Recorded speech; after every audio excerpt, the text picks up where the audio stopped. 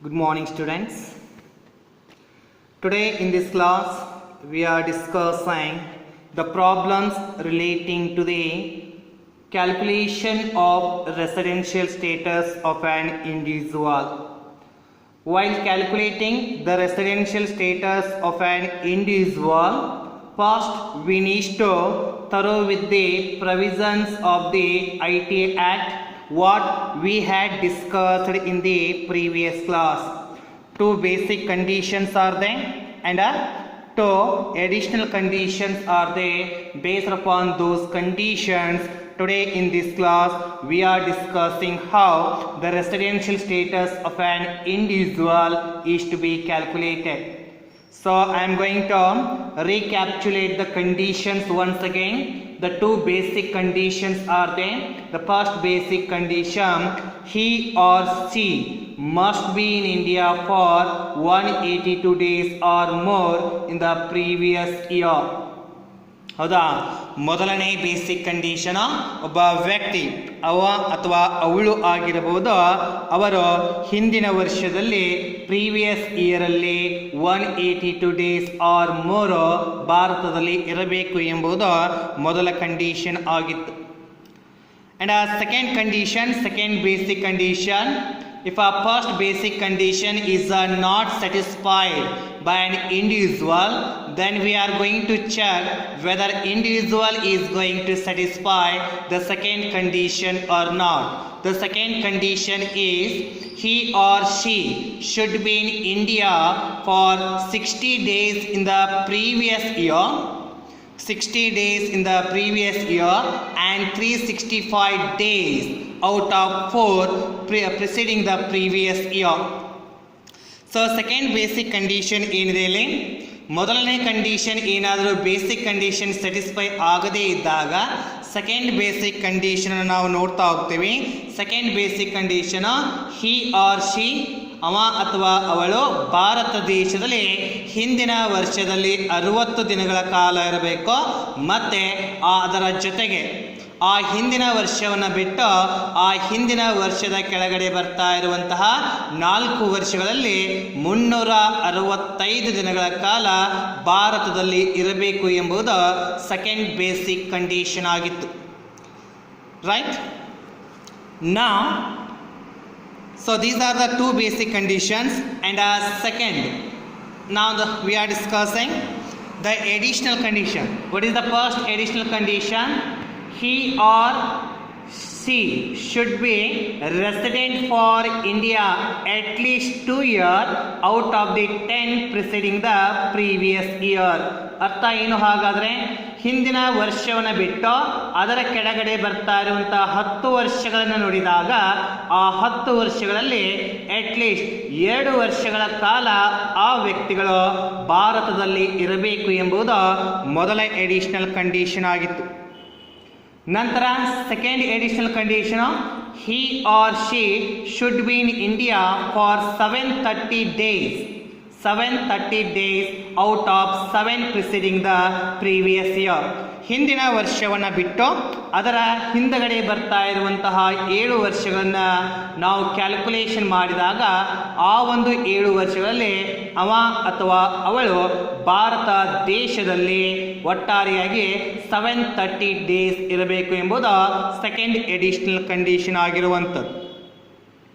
So based upon these 4 conditions, 2 basic conditions and 2 additional conditions, we are going to discuss how the residential status of an individual is to be calculated. So here, if you see the first 2 additional conditions and first and next 2 additional conditions, in all the conditions they said here in India. ಹೌದಾ, ಮೊದಲ condition, ಎರಡನೇ condition ಮತ್ತು additional ಕಂಡೀಷನ್ಗಳನ್ನು ನೋಡಿದಾಗ ಎಲ್ಲ ಕಂಡೀಷನ್ಗಳಲ್ಲಿ ಅವರು ಏನು ಹೇಳಿದ್ದಾರೆ, ಭಾರತ ದೇಶದಲ್ಲಿ ಇನ್ ಇಂಡಿಯಾ ಅಂತ ಇದೆ. ಅದಕ್ಕೆ ಪ್ರಾಬ್ಲಮನ್ನು ನೋಡೋದ್ರ ಮುಖಾಂತರ ನಾವಿಲ್ಲಿ ಅರ್ಥ ಮಾಡ್ಕೋಬೇಕು, ಆತ ಭಾರತ ದೇಶಕ್ಕೆ ಯಾವಾಗ ಬಂದ, ಭಾರತ ದೇಶದಿಂದ ಯಾವಾಗ ಹೊರಟ ಎಂಬುದನ್ನು ಪ್ರಾಬ್ಲಮಲ್ಲಿ ಐಡೆಂಟಿಫೈ ಮಾಡಿಕೊಳ್ಳಬೇಕು. ಪ್ರಾಬ್ಲಮಲ್ಲಿ ಐಡೆಂಟಿಫೈ ಮಾಡಿದ ನಂತರ ನಮಗೆ ಡೇಸ್ ಕ್ಯಾಲ್ಕುಲೇಷನ್ ಮಾಡಲಿಕ್ಕೆ ಅದು ಬಹಳ ಸಹಾಯಕವಾಗುತ್ತೆ. ಅದಕ್ಕೆ the person comes to India and goes out of India, that date is very important here. ಭಾರತ ದೇಶಕ್ಕೆ ಯಾವಾಗ ಬಂದ್ರೋ, ಭಾರತ ದೇಶದಿಂದ ಯಾವಾಗ ಹೋದ್ರೋ ಆ ಡೇಟ್ ಏನಿರುತ್ತೆ ಆ ಡೇಟು ಬಹಳ ಇಂಪಾರ್ಟೆಂಟ್ ಆಗುತ್ತೆ ಎನ್ನುವಂಥದ್ದು. ಸೊ ಆ ಒಂದು ಡೇಟನ್ನು ನಾವು ಕ್ಲಿಯರ್ ಆಗಿ ಬರ್ಕೊಂಡ್ಬಿಟ್ರೆ ನಂತರ ಕ್ಯಾಲ್ಕುಲೇಷನ್ ಮಾಡುವಂತಹ ಪ್ರೊಸೀಜರು ಬಹಳ ಈಜಿ ಆಗುತ್ತೆ ಅನ್ನುವಂಥದ್ದು. Okay, so this is the problem. C Mr. Peter, a foreigner, comes to India from USA for the first time on 1/4/2013. Mister Peter ಅಂತ ಇದ್ದಾರೆ. ಆ ಪೀಟರು ಭಾರತ ದೇಶಕ್ಕೆ ಪ್ರಪ್ರಥಮ ಬಾರಿಗೆ ಬರ್ತಾ ಇರುವಂತಹ ಡೇಟನ್ನು ಕೊಟ್ಟಿದ್ದಾರೆ. ಯಾವಾಗ ಬಂದ್ರು? 1/4/2013. Full stop. He stayed here continuously for 3 years. Mister Peter Bharat ದೇಶಕ್ಕೆ ಬಂದು ಅಲ್ಲಿಂದ ಕಂಟಿನ್ಯೂಸ್ ಆಗಿ ಭಾರತ ದೇಶದಲ್ಲಿ 3 ವರ್ಷಗಳ ಕಾಲ ಇರ್ತಾರೆ. ಆ್ಯಂಡ್ ವೆಂಟ್ ಟು ಇರಾಕ್ ದೇಶಕ್ಕೆ ಹೋಗ್ತಾ ಇದ್ದಾರೆ. 3 ವರ್ಷಗಳ ಕಾಲ ಭಾರತದಲ್ಲಿ ಇದ್ದು ನಂತರ ಇರಾಕಿಗೆ ಯಾವಾಗ ಹೋದ್ರು ಅವರು?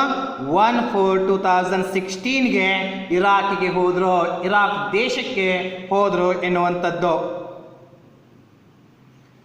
So, full stop. However, he returned to India on 1/7/2016. 1/4/2016ಗೆ ಇರಾಕ್ ದೇಶಕ್ಕೆ ಹೋದಂತಹ ಪೀಟರು ಮತ್ತೆ ಭಾರತ ದೇಶಕ್ಕೆ ಬಂದಿದ್ದು ಯಾವಾಗ? Return to India on 1/7/2016. 1/7/2016ಕ್ಕೆ ಮತ್ತೆ ಭಾರತಕ್ಕೆ ಬಂದರು ಎನ್ನುವಂಥದ್ದು. Full stop. And went to USA on 1/12/2017. ಮತ್ತೆ USA ಹೋಗಿದೆ ಯಾವಾಗ? 1/12/2017ಗೆ USA ಅಮೇರಿಕಾಗೆ ಹೋದರು. Full stop. He again come back to India on 25/1/2020. ಮತ್ತೆ ಭಾರತಕ್ಕೆ ಮತ್ತೆ ರಿಟರ್ನ್ ಆಗ್ತಾರೆ. ಯಾವಾಗ ರಿಟರ್ನ್ ಆಗ್ತಾ ಇದ್ದಾರೆ? 25/1/2010ಕ್ಕೆ ಮತ್ತೆ ಇಲ್ಲಿ ರಿಟರ್ನ್ ಆಗಿ ಬರ್ತಾ ಇದ್ದಾರೆ ಎನ್ನುವಂಥದ್ದು. On service in India. Full stop. What is the residential status for the assessment year 2020 and 21? So, based upon this information, when he comes to India, when he goes out of India, based upon the date, based upon the information, they are asking here what will be the status of an Mr. Peter for the assessment year 2020 and 2021. So ಇಲ್ಲಿ ಈ problem ನೋಡಿದಾಗ ಈ ಪ್ರಾಬ್ಲಮಲ್ಲಿ ಬಹಳ important ಆಗಿ ಇರುವುದೇನಪ್ಪ ಅಂದರೆ date ಮತ್ತು full ಸ್ಟಾಪ್ಗಳು. Full stop ಏನು ಬರುತ್ತೆ ಅದನ್ನು ಕ್ಲಿಯರ್ ಆಗಿ ಓದ್ಕೋಬೇಕು. ಇಲ್ಲಿ ಡೇಟ್ ಇರುವಂತಹ ಕಾರಣಕ್ಕಾಗಿ ಬಹಳ ಕನ್ಫ್ಯೂಸ್ ಆಗುವಂತಹ ಒಂದಷ್ಟು ಚಾನ್ಸಸ್ ಇರುತ್ತೆ. ಅದಕ್ಕೆ ಫುಲ್ ಸ್ಟಾಪ್ ಎಲ್ಲಿ ಕೊಟ್ಟಿದ್ದಾರೆ, ಡೇಟ್ ಯಾವುದಕ್ಕೆ ಸಂಬಂಧಪಟ್ಟಿದೆ ಅದನ್ನೆಲ್ಲ ಕ್ಲಿಯರ್ ಆಗಿ ನೋಡ್ಕೊಂಡು ಪ್ರಾಬ್ಲಮ್ನ ಮಾಡಬೇಕಾಗತ್ತೆ. ಸೊ ಈ ಒಂದು ಪ್ರಾಬ್ಲಮ್ದ ಇನ್ಫಾರ್ಮೇಷನ್ದ ಆಧಾರದ ಮೇಲೆ ಆ ಮಿಸ್ಟರ್ ಪೀಟರ್ ಭಾರತ ದೇಶಕ್ಕೆ ಯಾವಾಗ ಬಂದ್ರೋ, ಭಾರತ ದೇಶದಿಂದ ಯಾವಾಗ ಹೋದ್ರು ಎಂಬುದನ್ನು ನಾವೀಗ ಬರ್ಕೊಳ್ಬೇಕು. ಗಿವನ್ ಇನ್ಫಾರ್ಮೇಷನ್ ರೂಪದಲ್ಲಿ ಅವುಗಳನ್ನ ಬರ್ಕೊಂಡಾಗ ನಮಗೆ ಪ್ರಾಬ್ಲಮ್ ಇಲ್ಲಿ ಬಹಳ ಈಜಿ ಆಗತ್ತೆ ಎನ್ನುವಂಥದ್ದು. ಓಕೆ, ನಾವ್ let us see the given information of this one.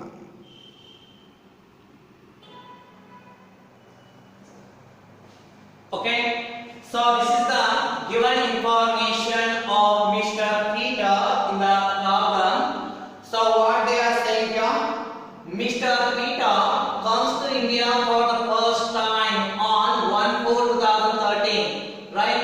ಯಾವಾಗ ಬಂದ್ರು ಮಿಸ್ಟರ್ ಪೀಟರ್ ಭಾರತ ದೇಶಕ್ಕೆ ಯಾವಾಗ ಬಂದ್ರ ಮತ್ತೆ ಭಾರತ ದೇಶವನ್ನು ಯಾವಾಗ ಬಿಟ್ರೆ ಎಂಬುದನ್ನ ಇಲ್ಲಿ ಕ್ಲಿಯರ್ ಆಗಿ ಬರ್ಕೋಬೇಕಾಗತ್ತೆ. ನಾವಿಲ್ಲಿ ಪ್ರಾಬ್ಲಮ್ ಅಲ್ಲಿ ನೋಡಿದ ಹಾಗೆ 1/4/2013ಗೆ for the first time mister Peter Bharat ದೇಶಕ್ಕೆ ಬರ್ತಾರೆ. ಅಲ್ಲಿಂದ continuously is going to stay in India for 3 years. 1/4/2013 ಗೆ ಮಿಸ್ಟರ್ ಪೀಟರ್ ಬಂದು ಅಲ್ಲಿಂದ ಹಿಡ್ಕೊಂಡು ಕಂಟಿನ್ಯೂಸ್ ಆಗಿ 3 ಇಯರ್ಸ್ ಸ್ಟೇ ಇರ್ತಾರೆ. 1/4/2013 ಇದು ಫೈನಾನ್ಷಿಯಲ್ ಇಯರ್, ನಮ್ಮ ಟ್ಯಾಕ್ಸ್ ಕೂಡ ಫೈನಾನ್ಷಿಯಲ್ ಇಯರ್ ಅನ್ನು ಫಾಲೋ ಮಾಡುತ್ತೆ. 1/4/2013 ಇಂದ ಹಿಡ್ಕೊಂಡು 3 ಇಯರ್ ಕ್ಯಾಲ್ಕುಲೇಷನ್ ಮಾಡಬೇಕು. ಅಂದ್ರೆ 1/4/2013 to 31/3/2014 ಮಟ್ಟ 1 ಇಯರ್ ಆಗುತ್ತೆ. 1/4/2014 to 31/3/2015 ಸೆಕೆಂಡ್ ಇಯರ್, 1 ವರ್ಷ 2 ವರ್ಷ. ನಂತರ 1/4/2015 to 31/3/2016 ಅಂದ್ರೆ 1/4/2013 ಇಂದ ಹಿಡ್ಕೊಂಡು 31/3/2016 ವರೆಗೂ ಕಂಟಿನ್ಯೂಸ್ ಆಗಿ ಭಾರತ ದೇಶದಲ್ಲಿ ಇದ್ರು ಅಂತ ಹೇಳಿ ಆ ಪ್ರಾಬ್ಲಮ್ ಅಲ್ಲಿ ಇನ್ಫಾರ್ಮೇಶನ್ ಕೊಟ್ಟಿದ್ದಾರೆ. ಅದನ್ನೇ ನಾವು ಇಲ್ಲಿ ಬರೆದಿರುವಂತದ್ದು. 1/4/2013 ಗೆ ಬಂದ್ರ ಅಲ್ಲಿಂದ ಹಿಡ್ಕೊಂಡು 3 ವರ್ಷಗಳ ಕಾಲ ಭಾರತ ದೇಶದಲ್ಲಿ ಇದ್ರು. ಎಲ್ಲಿವರೆಗೂ ಇದ್ರು? 31/3/2016 ವರೆಗೂ ಭಾರತದಲ್ಲಿ ಇದ್ರು ಎಂಬುದು ಮೊದಲ ಇನ್ಫಾರ್ಮೇಶನ್ ಆಗಿತ್ತು. ನಂತರ ಪ್ರಾಬ್ಲಮ್ ಅಲ್ಲಿ ಮುಂದೆ ಹೇಳ್ತಾರೆ ಆನ್ 1/4/2016 ಹೌದಾ 31/3/2016 ಮಟ್ಟ ಇಲ್ಲೇ ಇದ್ರು. ನಂತರ ಮಾರನೇ ದಿನ next day 1/4/2016 went to Iran. So ಇಲ್ಲಿ ಇನ್ನೊಂದು ಇನ್ಫಾರ್ಮೇಶನ್ ನಾವು ಬಹಳ ಕನ್ಸಿಡರ್ ಮಾಡುವಂತದ್ದು. while calculating the number of days stays in India, the day in which he arrived, in which he departed, that day is also considered. ಅಂದ್ರೆ ಈ number of days ಅನ್ನ calculation ಮಾಡುವಂತ ಸಂದರ್ಭದಲ್ಲಿ ಭಾರತ ದೇಶದಿಂದ ಹೋದಂತ ದಿನವನ್ನ, ಭಾರತ ದೇಶಕ್ಕೆ ಬಂದಂತಹ ದಿನವನ್ನು ಕೂಡ ಕೌಂಟ್ ಮಾಡ್ಕೋಬೇಕು. ಅಂದ್ರೆ ಇವತ್ತು ಭಾರತ ದೇಶದಿಂದ ಹೋಗ್ತಾ ಇದ್ದಾರೆ, ಅವತ್ತು ಕೂಡ ಭಾರತ ದೇಶದಲ್ಲಿ ಇದ್ರು ಅಂತ ಕನ್ಸಿಡರ್ ಮಾಡಬೇಕು. ಅಥವಾ ಅವರು ಭಾರತ ದೇಶಕ್ಕೆ ಇವತ್ತೇ ಬಂದ್ರು ಅಂದ್ರೆ ಅದನ್ನ ಏನಂತ ಕನ್ಸಿಡರ್ ಮಾಡಬೇಕು? ಭಾರತ ದೇಶದಲ್ಲಿ ಇದ್ರು ಅಂತ ಹೇಳಿ ಕನ್ಸಿಡರ್ ಮಾಡಬೇಕು. Right? The day in which he departed and the day in which he comes to India, those 2 days are also considered while calculating the number of days. Right? ಅದಕ್ಕೆ 1/4/2016 ಗೆ ಅವರು ಇರಾಕ್ಗೆ ಹೋಗ್ತಾ ಇದ್ದಾರೆ. ಅವತ್ತು ಒಂದು ದಿನ ಮಾತ್ರ, ಅಂದ್ರೆ 4ನೇ ತಿಂಗಳು 1ನೇ ತಾರೀಕಿನಿದೆ, ಆ ಏಪ್ರಿಲ್ 1st ದಿನವನ್ನ ಮಾತ್ರ ಭಾರತ ದೇಶದಲ್ಲಿ ಇದ್ರು ಅಂತ ಹೇಳಿ ನಾವು ಅದನ್ನ ಕನ್ಸಿಡರ್ ಮಾಡಬೇಕಾಗುತ್ತೆ. ರೈಟ್? ವೆಂಟ್ ಇರಾಕ್ ದೇಶಕ್ಕೆ ಹೋಗಿದ್ದೆ ಅವಾಗ 1/4/2016 ಗೆ. ನಂತರ ಮತ್ತೆ ಪ್ರಾಬ್ಲಮ್ ಇನ್ಫಾರ್ಮೇಶನ್ ಕೊಡ್ತಾರೆ. he returned to India on 1/7/2016.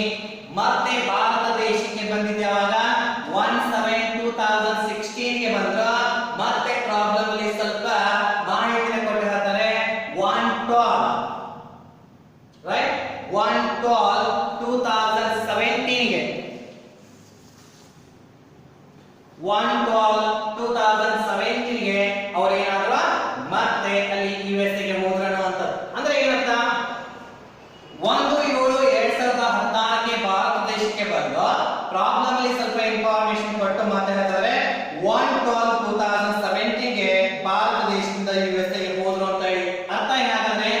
1/7/2016 ಇಂದ ಹಿಡ್ಕೊಂಡು 1/12/2017 ವರೆಗೂ ಆ ಮಿಸ್ಟರ್ ಪೀಟರ್ ಎಲ್ಲಿದ್ರು ಅಂದ್ರೆ ಭಾರತ ದೇಶದಲ್ಲಿ ಇದ್ರು ಅನ್ನುವಂಥದ್ದು.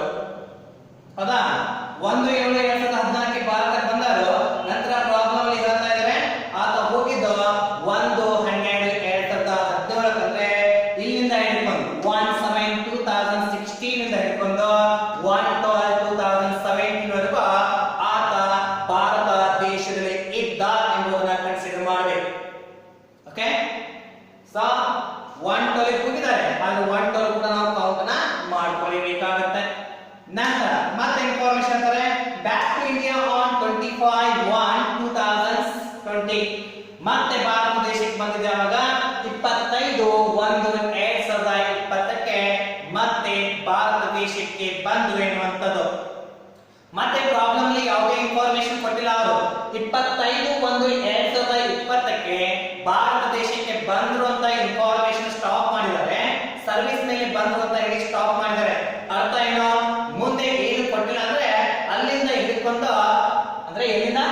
25/1/2020 ಇಂದ ಭಾರತ ದೇಶದಲ್ಲಿ ಇದ್ದಾರೆ ಎಂಬುದನ್ನ ನಾವಿಲ್ಲಿ ಅರ್ಥ ಮಾಡ್ಕೊಳ್ಬೇಕು. So this is what we need to make ಯಾವಾಗ ಬಂದ್ರು ಭಾರತ ದೇಶಕ್ಕೆ, ಭಾರತ ದೇಶದಿಂದ ಯಾವಾಗ ಹೋದ್ರು ನೆನಪಿಟ್ಟುಕೋಬೇಕು. ಬಂದಂತ ದಿನವನ್ನ ಮತ್ತೆ ಭಾರತ ದೇಶದಿಂದ ಹೋದಂತ ದಿನವನ್ನ ಕೂಡ ನಂಬರ್ ಆಫ್ ಡೇಸ್ ಕ್ಯಾಲ್ಕುಲೇಷನ್ ಮಾಡುವಾಗ ಕನ್ಸಿಡರ್ ಮಾಡಬೇಕು. Right, the day he comes and the day he goes out of India, that day is also considered while calculating the number of days. So ಇದನ್ನ ಮೊದಲಿಗೆ ನಾವು ಮಾಡಿದ್ರೆ ನಮಗೆ ಬಹಳ ಒಂದು ಕ್ಲಿಯರ್ ಆಗಿ ಪಿಕ್ಚರ್ ಸಿಕ್ಬಿಡುತ್ತೆ. ಈ ಒಂದು ಪಿಕ್ಚರ್ ಆಧಾರದ ಮೇಲೆ ಆತ ಎಡಿಷನಲ್ ಕಂಡೀಷನ್ ಅನ್ನ ಸ್ಯಾಟಿಸ್ಫೈ ಮಾಡ್ತಾನೋ ಇಲ್ಲೋ, ಬೇಸಿಕ್ ಕಂಡೀಷನ್ ಅನ್ನ ಸ್ಯಾಟಿಸ್ಫೈ ಮಾಡ್ತಾನೋ ಇಲ್ವೋ ಎಂಬುದನ್ನ ನೋಡಬೇಕಾಗುತ್ತೆ. Okay, so let me have the solution of this one to calculate what will be the residential status of an individual called Mr. Peter.